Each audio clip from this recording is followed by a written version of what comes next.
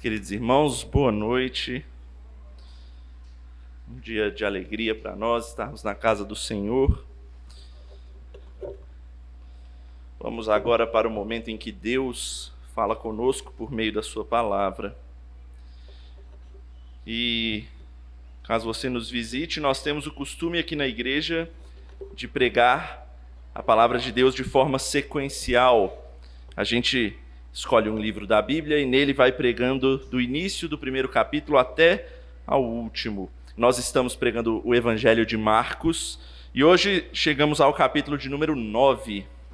Abra então sua Bíblia em Marcos capítulo 9. Nós trataremos dos versos 2 até o verso de número 13. Marcos 9, versículos 2 a 13. Um texto magnífico, sem paralelos na palavra de Deus, conhecido como a Transfiguração. Vamos tratar desse texto hoje. Marcos, capítulo 9, de 2 a 13. Eu vou fazer a leitura da palavra, peço que você acompanhe com fé a leitura que eu farei da palavra de Deus. O texto diz assim: 6 dias depois, tomou Jesus consigo a Pedro, Tiago e João e levou-os sós à parte a um alto monte. Foi transfigurado diante deles. As suas vestes tornaram-se resplandecentes e sobremodo brancas, como nenhum lavandeiro na terra as poderia alvejar. Apareceu-lhes Elias com Moisés e estavam falando com Jesus. Então Pedro, tomando a palavra, disse: Mestre, bom é estarmos aqui, e que façamos 3 tendas, uma será tua, outra para Moisés e outra para Elias. Pois não sabia o que dizer, por estarem eles aterrados. A seguir, veio uma nuvem que os envolveu, e dela uma voz dizia: Este é o meu filho amado, a ele ouvi. E de relance, olhando ao redor, a ninguém mais viram com eles, senão Jesus. Ao descerem do monte, ordenou-lhes Jesus que não divulgassem as coisas que tinham visto, até o dia em que o Filho do Homem ressuscitasse dentre os mortos. Eles guardaram a recomendação, perguntando uns aos outros que seria o ressuscitar dentre os mortos. E interrogaram-no, dizendo: Por que dizem os escribas ser necessário que Elias venha primeiro? Então ele lhes disse: Elias, vindo primeiro, restaurará todas as coisas. Como, pois, está escrito sobre o Filho do Homem que sofrerá muito e será aviltado? Eu, porém, vos digo que Elias já veio e fizeram com ele tudo o que quiseram, como a seu respeito está escrito. Até aí a palavra do Senhor. Vamos orar mais uma vez. Querido Deus, estamos em Tua presença agora, diante da Tua palavra santa. E como nós cantamos logo antes desse momento, nós pedimos que o Senhor quebre a dureza do nosso coração muitas vezes, que o Senhor tire tudo aquilo que nos atrapalha aqui para podermos ouvir a Tua voz, ouvir a Tua palavra, e que possamos ver a glória do Senhor por meio dela, e sejamos transformados e edificados por Ti. É o que pedimos e oramos no nome de Cristo. Amém. Meus irmãos, o que é que te faz deslumbrar? O que faz você ter aquele momento de deslumbramento? Eu gosto dessa palavra, deslumbramento. O que significa isso? É quando algo tem um brilho tão forte, ou te deixa tão maravilhado, ou tão extasiado, que você fica bobo. Você às vezes até fica com medo, mas é aquele medo meio misturado com deleite, algo assim. Acho que os homens que casaram na igreja e viram aquele momento em que suas noivas entraram toda de branco no casamento, devem ter passado por esse momento de deslumbramento. Quando, ao som da marcha nupcial, ou então de alguma música que o casal, que é marcante para o casal, ou algo assim, vem caminhando para eles a mulher mais bela do mundo. E ela vem toda de branco, em meio àqueles flashes das câmeras, às vezes até toda a iluminação voltada para ela, o que ofusca ainda mais o brilho que para ele já era muito brilhante. Eles então se deslumbram com aquela cena. Mas o deslumbramento mostra para eles aquele momento de alegria, de exultação com aquilo que está acontecendo, naquela caminhada que dura só alguns segundos. Mas junto daquele momento também vem um certo medo do futuro, o que vem depois. Aquele senso de responsabilidade que está atrás. Deslumbramento. E eu não sei vocês, mas quando eu leio esse texto da transfiguração de Cristo aqui, eu vejo, por exemplo, os apóstolos Pedro, Tiago e João que estavam com Jesus. Certamente eles passaram por um momento também de deslumbramento. Eles ficaram maravilhados, mas de certa forma o texto até diz aterrados, de medo ali também. Eles viram, meus irmãos, a glória diante deles, brilhando aos seus olhos. Mas perceberam que, no início, eles não entenderam muito bem, igual como sempre, né, ao longo desse evangelho nós temos visto, mas eles perceberam que era daqueles momentos que você não vê nem em 1 milhão de anos. Daquelas coisas que acontecem uma vez na vida, quando o divino transcende, ou, para usar as palavras do próprio texto, metamorfoseia. Eu vou explicar isso já já. E entra no mundo natural. Mas qual é o sentido, o propósito disso? É o que a gente precisa investigar nesse texto nessa noite. Jesus Cristo, ele expressa visivelmente a glória de Deus para os seus discípulos ali. Mas ele também, ao mesmo tempo, é comissionado para um caminho de esvaziamento da sua glória, a fim de glorificar ao Pai na cruz. A gente precisa ver isso hoje nesse texto. E, em resumo, o que o texto dessa noite vai nos ensinar é que Jesus é a expressão visível da glória de Deus, mas que se esvazia dela para morrer pelo seu povo. E isso é glória também. A gente vai ver isso em duas partes, em como essa glória é manifesta na vida de Cristo e como também ela é manifesta na sua própria morte. Então, em primeiro lugar, vejamos como Cristo expressa essa glória na sua vida aqui na terra. E antes de qualquer coisa, é importantíssimo a gente traçar a relação que tem desse nosso texto com o texto que vem anteriormente a esse. A gente viu que a gente já passou da metade do Evangelho de Marcos, a metade temática, pelo menos, do Evangelho de Marcos, quando finalmente os discípulos reconhecem que Jesus Cristo é o Messias de Deus. Só que a gente viu que eles não entenderam muito bem a missão do Messias. E foi isso que Cristo explicou para eles no último texto. A missão do Messias envolve sofrimento, a missão do Messias envolve a cruz, envolve morte. Foi o que Cristo explicou para eles. E, consequentemente, envolvia os seus discípulos também. Talvez eles tenham até ficado um pouco desanimados ao saber disso. Mas veja a última coisa que Cristo disse no versículo 1 do capítulo 9. Ele disse assim: em verdade vos afirmo que dos que aqui se encontram, alguns há que de maneira nenhuma passarão pela morte, até que vejam ter chegado com poder o reino de Deus. Esse texto aqui está apontando para a ressurreição de Cristo, como nós vimos anteriormente. Mas Marcos, ele organiza para nós, e pela soberana vontade de Deus, ele organiza a história para acontecer dessa forma, e logo depois que Jesus diz isso, 6 dias depois, o que acontece é o texto que nós vamos tratar hoje. Veja aí mais uma vez os versos 2 e 3.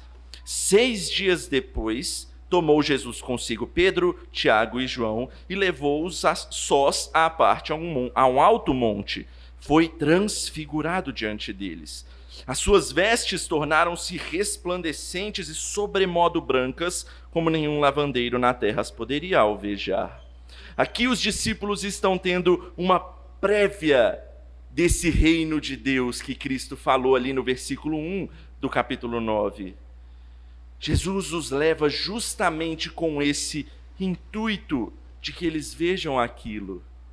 Provavelmente os discípulos estavam desanimados com aquilo que eles tinham ouvido. O caminho do Messias é um caminho que leva à morte.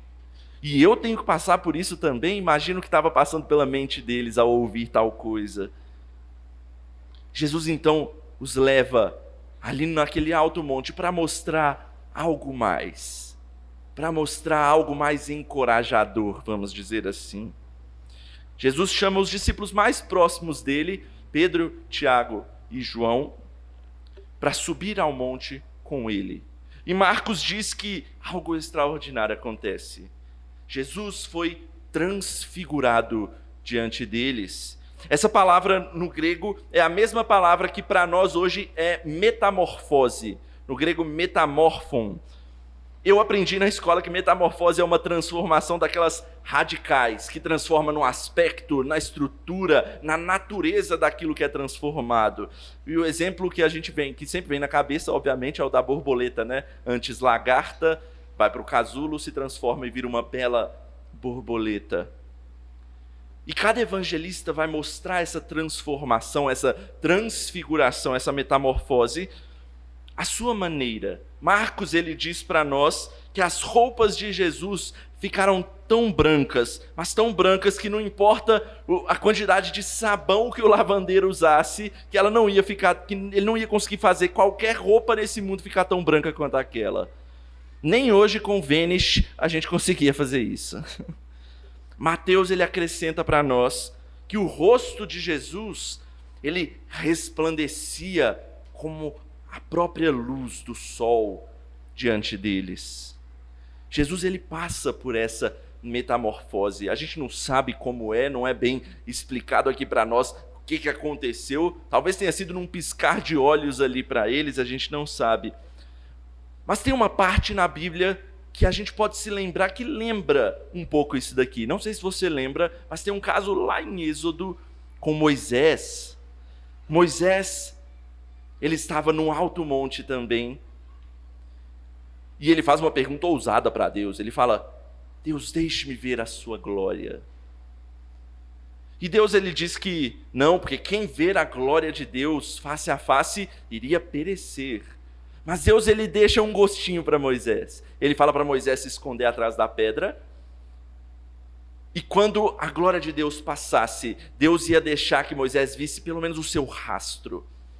E Moisés então vê pelo menos um pedacinho da glória de Deus ali. E quando Moisés desce do monte, o que acontece? O seu rosto está brilhando diante de todo mundo. Tanto que ele precisa até usar um véu. Mas a diferença de Moisés para a nossa cena aqui hoje é que Moisés, ele reflete a glória de Deus como se fosse um espelho. Jesus não. Jesus emana de si próprio a glória de Deus, a glória que emana do próprio Cristo. O brilho ofuscante dele é do próprio Deus na frente daqueles homens. Jesus mostra aos seus discípulos a sua forma divina de forma visível. Os olhos deles contemplam a divindade à sua frente. Provavelmente, e não, certamente, não é a glória completa, não, é um pedacinho também para eles. É a revelação mais direta possível da divindade de Cristo para os discípulos.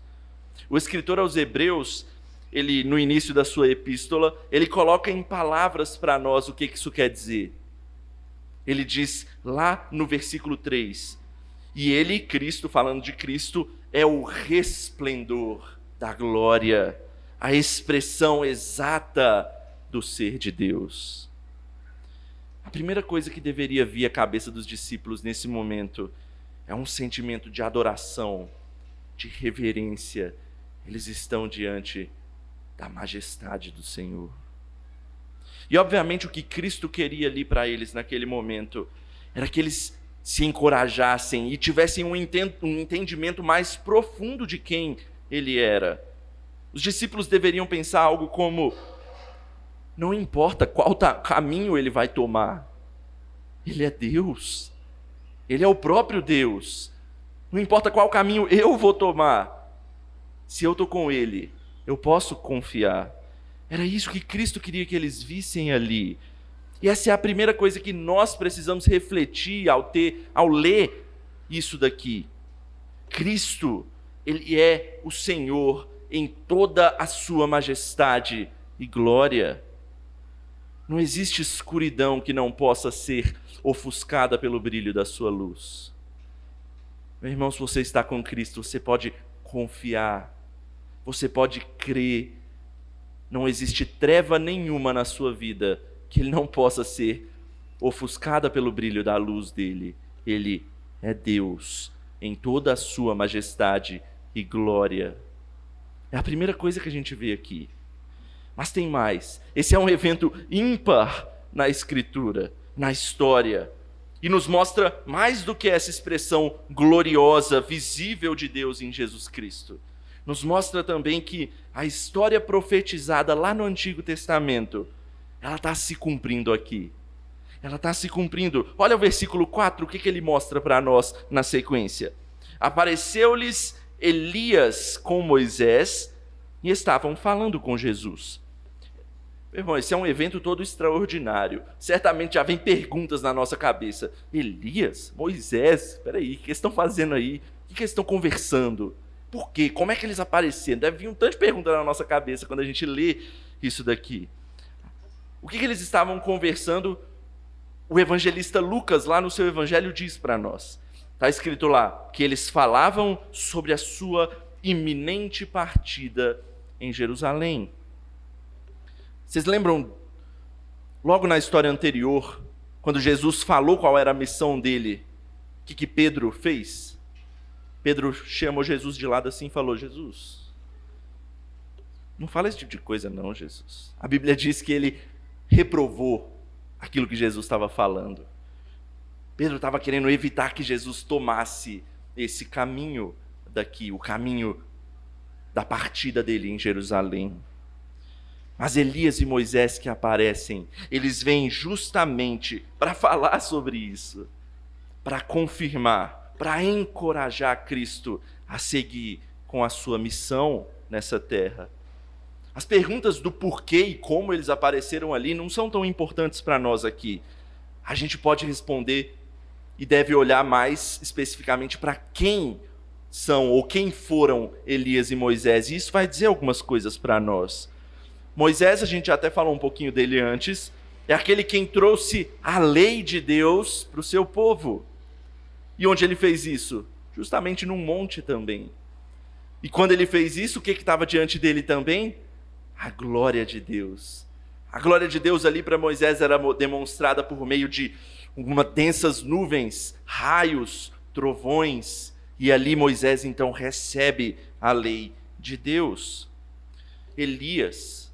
Quem é Elias? Elias é um profeta que também tem uma história curiosa, com montes diante de Deus. Foi num monte que Elias aparece para subjugar os profetas de Baal. E ele ora ao Senhor e naquele momento desce fogo do céu. Mas Elias num monte também, ele tem um encontro com a glória de Deus. Não sei se você se lembra, mas Elias na sua história, ele estava passando por um momento difícil, sendo perseguido pela perversa Jezabel na história, a mulher do rei. E Elias foge e ele vai para um monte. E Deus o chama naquele monte, mais uma vez. E naquele monte, a glória de Deus está diante de Elias também. Só que diferente de Moisés, dessa vez a glória de Deus não aparece com densas nuvens, terremotos, raios ou coisas assim. Lá em 1 Reis é dito que Deus aparece num cicio tranquilo e suave para Elias. Esses dois homens representam, meus irmãos, a lei e os profetas diante do próprio Cristo ali com eles. E agora eles estão mais uma vez no monte, mais uma vez diante da glória de Deus, mas dessa vez eles estão diante da glória de Deus face a face. O pedido de Moisés finalmente foi cumprido. Ele viu a glória de Deus face a face em Cristo Jesus. E Jesus, meus irmãos, eles não os repreende ali, igual ele fez com Pedro, por estar comentando ou conversando sobre o caminho que Jesus vai seguir. Porque Pedro não queria que Jesus seguisse pelo caminho que ele tinha que seguir. Mas os profetas e a lei, eles confirmam exatamente que é esse caminho que Jesus deve seguir.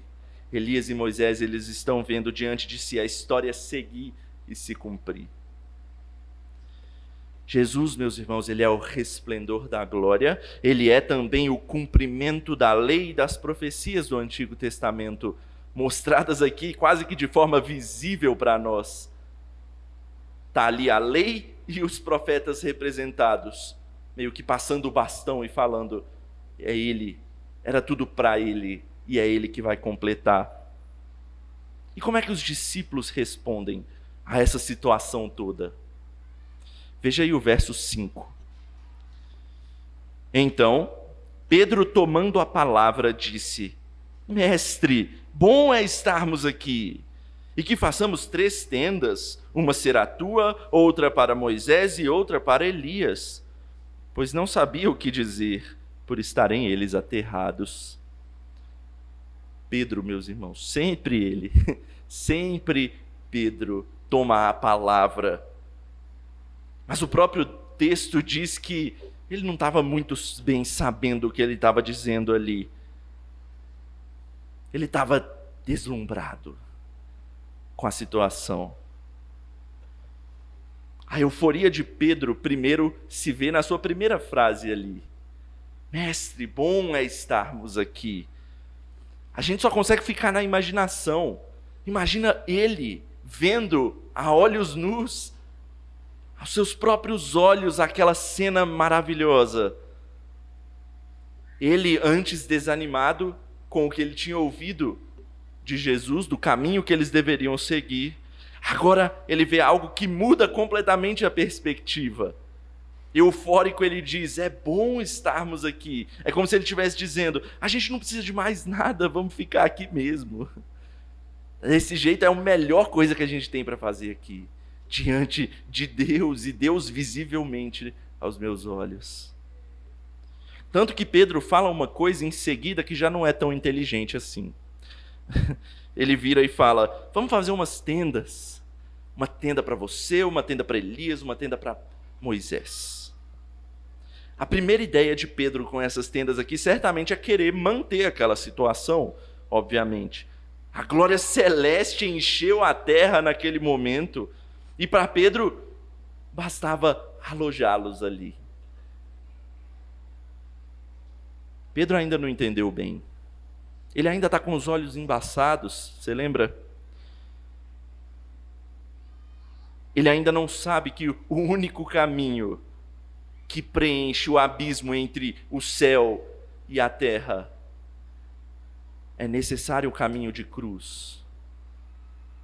Para nós ficarmos com as vestes brancas e puras como Jesus, não basta fazer tenda. Tem que ter derramamento de sangue. É necessário que o preço do pecado seja pago. Pedro ainda não tinha entendido isso. Mas a outra coisa ainda mais enfática nessa frase de Pedro: a palavra tenda é exatamente a mesma palavra para tabernáculo no Antigo Testamento. A mesma palavra. Tenda e tabernáculo. E Pedro, certamente ele é um conhecedor das leis ali cerimoniais de Israel. Ele sabe muito bem que a única coisa que pode conter a glória de Deus é o tabernáculo, é o templo. Lembra de quando eles construíram o tabernáculo? Veio uma fumaça e envolveu o tabernáculo e ali se colocou no Santo dos Santos. tabernáculo contém a glória de Deus no Antigo Testamento. Pedro sabe disso. Ele está deslumbrado, mas ele está amedrontado também com isso. Porque não há ninguém que pode sobreviver ao ver face a face a glória de Deus. Então, ele quer conter a glória de Deus no único lugar que ele sabe onde pode, fazendo tenda, fazendo tabernáculo. Mas Pedro ainda também não sabe de muita coisa, ele tem que aprender muito ainda, porque ele não sabe que o próprio tabernáculo está diante dele. O evangelista João, quando ele apresenta o seu evangelho, Jesus ali, ele fala que Jesus veio e tabernaculizou entre nós. Essa palavra não existe, mas é como se Jesus estivesse sendo o próprio tabernáculo no meio do seu povo vivo. Jesus, ele não só contém, mas ele emana a glória de Deus. Ele é o próprio tabernáculo que substitui o tabernáculo feito por mãos humanas. E a cena termina com a ratificação disso. Veja o versículo 7. A seguir veio uma nuvem que os envolveu, e dela uma voz dizia: Este é o meu filho amado, a ele ouvi. E de relance olhando ao redor, a ninguém mais viram com ele, senão Jesus. Aconteceu uma cena bem parecida lá no batismo de Jesus, vocês lembram? Quando uma voz também veio do céu e falou quase as mesmas palavras aqui. Esse é o meu filho amado. Lá no batismo falou, em quem eu tenho prazer. Aqui é dito, a ele ouvi. Quando o Pai comissiona a Jesus lá no batismo, ele envia Jesus para pregar e propagar o evangelho, para iniciar a sua missão. E Jesus inicia ali na região da Galileia. Mas agora a gente está na segunda parte desse evangelho. E Cristo vai em direção à conclusão da sua missão. E mais uma vez, a voz de Deus vem para ratificar esse momento, para encorajar Jesus mais uma vez e enviar para o final da missão nessa terra. E mais interessante é que após a nuvem que representa a glória de Deus, mais uma vez aqui, os envolver, quem permanece? É só Jesus. Elias e Moisés já não estão mais ali. O que isso quer dizer? O autor aos Hebreus vai nos explicar mais uma vez. Lá no seu primeiro capítulo, Hebreus 1:1, está escrito assim: havendo Deus outrora falado, muitas vezes e de muitas maneiras, aos pais pelos profetas, nesses últimos dias ele falou pelo Filho. Elias e Moisés fizeram a sua parte. Abriram um caminho, apontaram para o Messias que viria. E então esse Messias está aí. E agora ele toma para si, para resolver o problema e trazer redenção. Mas para finalizar esse ponto, eu não posso deixar de lado a ênfase que o evangelista Marcos dá na participação dos discípulos em tudo isso. Primeiro, quando Deus fala, ele não olha só para Cristo dessa vez. Ele dá uma mensagem para os discípulos. Ele fala, esse é meu filho amado, a ele ouvi. E isso é grandioso porque, como só Jesus permanece, Elias e Moisés vão embora, significa que a palavra de Cristo é superior à daqueles homens. Ou seja, Cristo cumpriu tudo que aqueles homens já falaram. Na verdade, todas as coisas convergiram para que ele viesse. Ele é a própria palavra que deve ser ouvida pelos discípulos. E mais, uma aplicação final para encerrar essa parte aqui. Alguns poderiam até dizer, mas se Deus se mostrasse assim para mim também, seria mais fácil, né? Crer, acreditar. Se Deus aparecesse visivelmente, se Ele falasse de forma audível para mim, seria mais fácil do povo crer. A gente leu um texto hoje E eu acho que vale a pena você abrir a Bíblia ali, 1 Pedro, 2 Pedro de novo, 2 Pedro 1, em que o próprio apóstolo Pedro, que participou dessa cena aqui, diz outra coisa para nós. 2 Pedro, abra sua Bíblia ali, 1,16. Olha o que o próprio apóstolo Pedro está dizendo a respeito dessa mesma coisa que ele participou, desse mesmo evento que ele participou. Ele diz assim: porque não vos demos a conhecer o poder e a vinda do nosso Senhor Jesus Cristo, seguindo fábulas engenhosamente inventadas. Mas nós mesmos fomos testemunhas oculares da sua majestade. Quando? Pois ele recebeu da parte de Deus Pai honra e glória, quando pela glória excelsa lhe foi enviada a seguinte voz: este é o meu Filho amado, em quem me comprazo. Ora, esta voz vinda do céu, nós a ouvimos quando estávamos com ele no Monte Santo. Pedro está falando da transfiguração aqui. Mas olha o que ele continua no versículo 19. Temos assim tanto mais confirmada a palavra profética, e fazeis bem em atendê-la como a uma candeia que brilha em lugar tenebroso. E aí o texto segue. O que Pedro está dizendo para a gente? Meus irmãos, a gente pode não ter essas visões, essa coisa audível que Pedro teve e os outros apóstolos que estavam com ele ali. Mas nós temos o que ele chama de a tanto mais confirmada palavra de Deus. Meu irmão, a confiabilidade das Escrituras, da Bíblia, supera, se equipara até mesmo a essas expressões visuais. Se Cristo ele é a expressão visível de Deus, a palavra de Deus é a expressão exata da voz de Cristo. Você já tem, meu irmão, o suficiente para você crer. Está bem aqui. Leia, creia, se deslumbre com a palavra que expressa a própria palavra de Deus. Essa é a primeira coisa que a gente tinha que ver nesse texto. Foi um pouco mais longo esse primeiro ponto. Tem mais um para a gente olhar.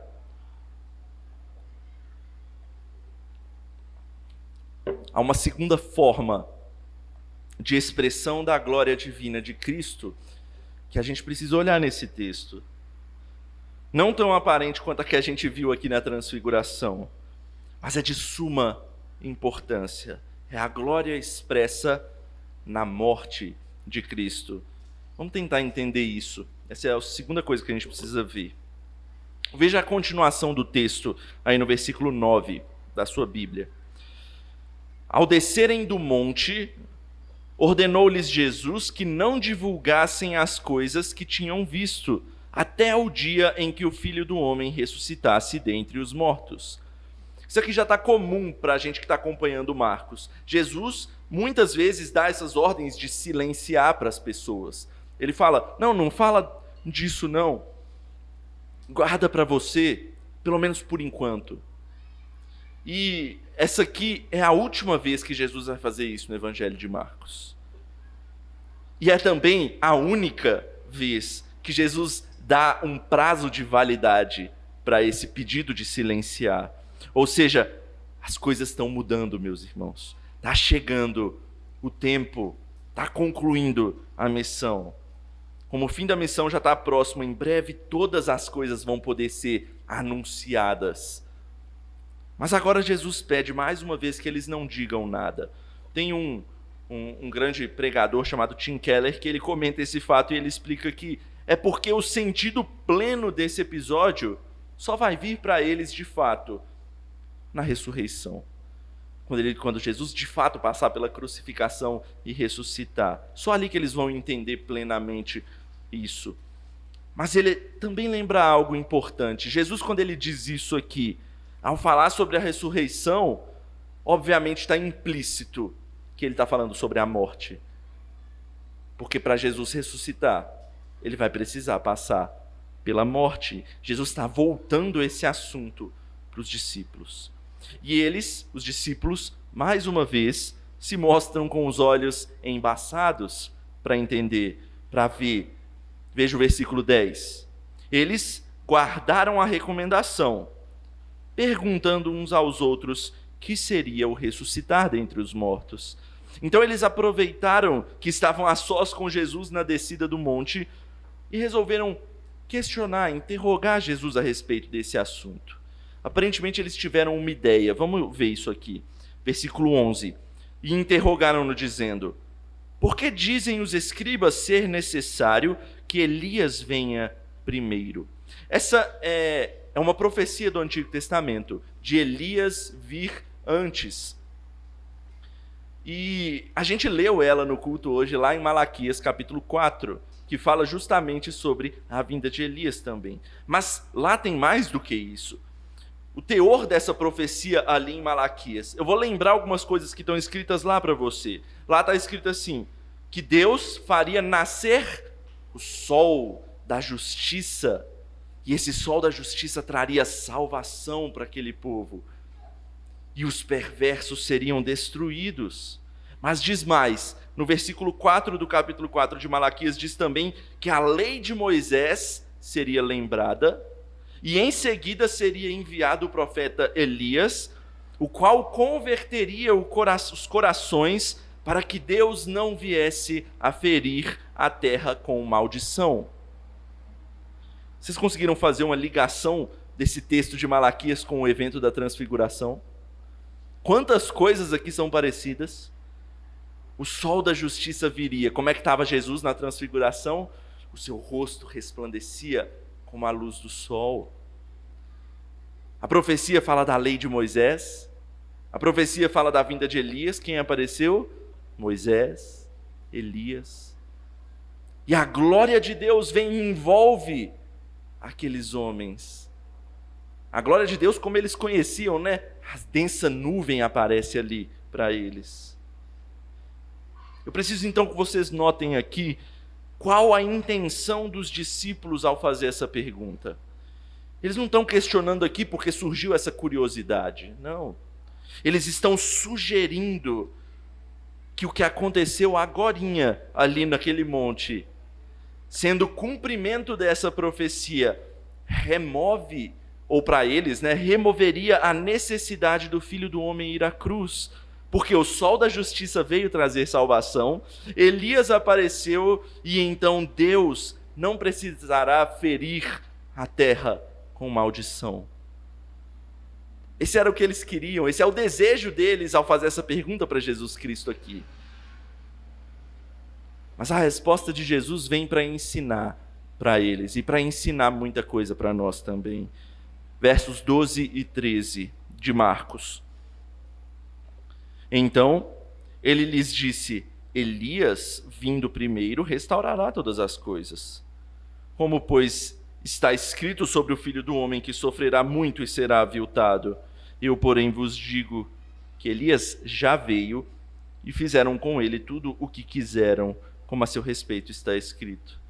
Meus irmãos, Jesus, em primeiro lugar, ele confirma o texto que os discípulos lembraram. Elias vem primeiro, sim, para restaurar e converter corações. Vocês estão certos nisso? Só que, pelo visto, eles nem perceberam que Elias já veio. A gente sabe quem é esse Elias, né? O próprio João Batista, o próprio Marcos fala isso lá no início, quando apresenta João Batista para nós. O precursor do Messias, aquele que veio pregando arrependimento para a restauração dos corações do povo. A palavra de Deus profetizou isso de fato aconteceu. Mas os discípulos se esqueceram de outras coisas. E a segunda parte da fala de Jesus aqui demonstra que os discípulos estavam se esquecendo da outra parte da profecia, a parte do sofrimento. No último sermão a gente viu vários textos que profetizam a parte do sofrimento. Salmo 22, Isaías 53, e tem vários outros que falam sobre o sofrimento de Jesus. Os discípulos esqueceram dessas outras profecias. Elas estão juntas. É preciso que as duas coisas aconteçam. E Jesus acrescenta algo para fazer eles se tocarem na sua conclusão. Ele diz: Elias já veio e com ele fizeram tudo o que quiseram. Lembram do que aconteceu com João Batista?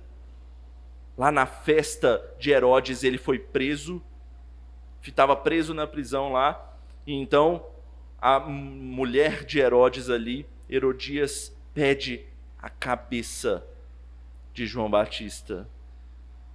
Então João Batista é morto humilhantemente e injustamente. O que Cristo está ensinando aqui é: se com o precursor dele fizeram isso, o que dirá com quem ele anunciava? Por mais que os discípulos não entendam, o caminho que Cristo precisa tomar é o caminho da cruz. É necessário que ele faça isso. A gente viu exatamente essa palavra, é necessário que ele faça isso.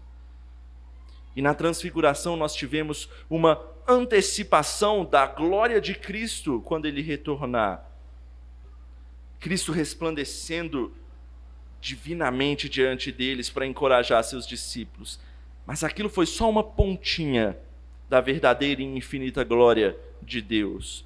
O que os discípulos tinham que notar era o caminho inverso disso, meus irmãos. A maior transfiguração de Cristo foi a que ele fez ao se encarnar e se esvaziar de toda a sua glória para vir a esse mundo e seguir o caminho de cruz. Os discípulos não queriam aquele caminho, mas aquele caminho já tinha começado na própria encarnação de Cristo. Os discípulos tinham que perceber isso. Mas só no fim das coisas é que eles percebem, é que elas ficam claras para eles. E eu quero finalizar justamente com um dos mais belos contrastes que a Escritura traz para nós, o da transfiguração e o da cruz. Na transfiguração nós vimos que Cristo resplandece em glória. Na cruz, Cristo padece em humilhação. Na transfiguração, as vestes de Jesus eram brancas de uma pureza sobrenatural.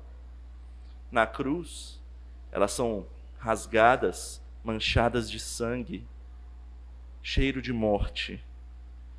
Na transfiguração, ao lado de Jesus estavam grandes homens, dois grandes homens, Elias e Moisés. Na cruz, dois criminosos. Na transfiguração, o Pai diz: esse é o meu filho amado. Na cruz, o Pai nada diz. Quem diz é o Filho: Deus meu, por que me desamparaste? Por fim, uma última, na transfiguração, Pedro diz: bom é estarmos aqui, junto com vocês. Na cruz, Pedro se afasta, nega e se esconde. Tem um teólogo chamado Mark Jones, que ele diz assim: como é incrível que Jesus, mesmo na transfiguração, talvez o momento de maior glória na terra de Jesus aqui, ele não se esquece da sua missão, da cruz. Ele, mais do que qualquer um, sabia que a cruz e a glória eram dois lados de uma mesma moeda. Só os olhos da fé podem entender esse mistério. Meu irmão, a maior transformação ou transfiguração que Cristo fez não foi quando ele mostrou um pedacinho da glória dele para deslumbre e encorajamento dos discípulos, mas foi justamente quando ele fez o caminho contrário. Quando ele se esvaziou da sua própria glória a fim de trazer salvação para o seu povo, pagando o preço do nosso pecado na cruz do Calvário. Essa é a glória expressa na morte de Cristo. A nossa gloriosa salvação, a nossa gloriosa justificação, a nossa gloriosa redenção. E que fique claro, meu irmão, essa glória não é merecimento nosso, ela vem a nós graciosamente, porque Cristo, ele se entrega voluntariamente, se esvaziando de si mesmo, como a única chance de salvar o seu povo. Meus queridos, a glória revelada na vida de Cristo ratifica a autoridade dele em cumprir a sua missão. E a glória revelada na cruz é a que proporciona a nós transformação em direção ao céu, em direção a Deus. E o que isso diz a nós? Que durante o nosso caminho nessa terra, a gente também vai ter transfigurações. Como assim? Vamos finalizar abrindo a Bíblia como Paulo ensina para nós. 2 Coríntios 3, 18. 2 Coríntios 3, 18.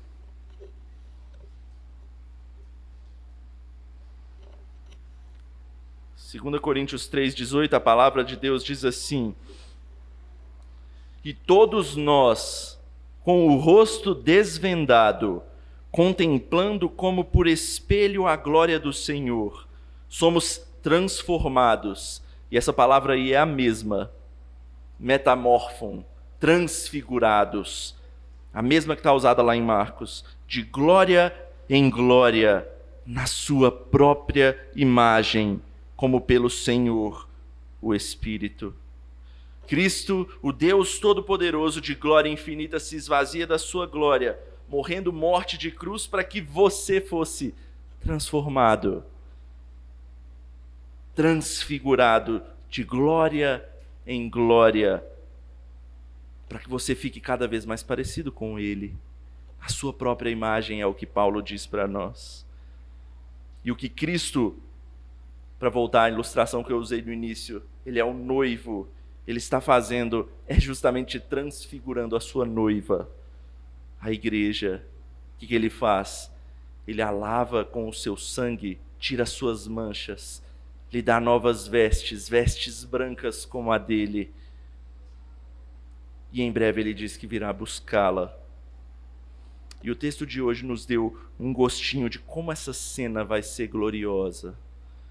E diferente do que Pedro sugeriu, a gente não precisa fazer tenda para que ele fique, porque ele mesmo diz que está preparando lugar para nós. A gente tem que aguardar ansioso pelo dia em que ele virá, e todo olho verá e se deslumbrará com a transfiguração final. Quando ele virá, aí sim, de fato, em toda a sua glória, para resgatar o seu povo. Glória ao Senhor de toda glória por isso.